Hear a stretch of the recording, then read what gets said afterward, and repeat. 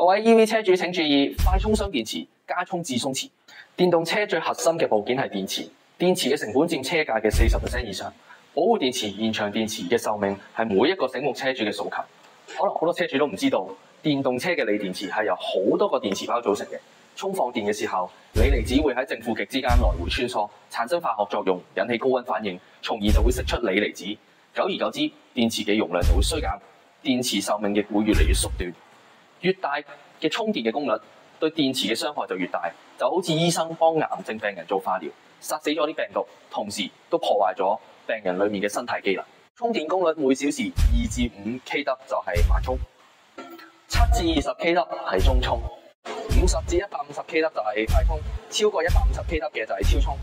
各位車主為咗保持你嘅愛車嘅電池嘅戰鬥力，盡量避免超充。快充可以作為你出街嘅充電寶，不過最好都係喺屋企中充。中充1小時充7度電，1晚瞓覺10個鐘可以充70度電。你架電動車1度電可以行6公里，70度電可以行420公里。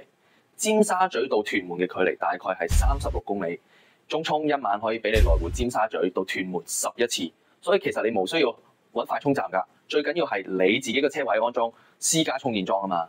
快充箱電池加充至鬆弛，光電充一充，未來更輕鬆。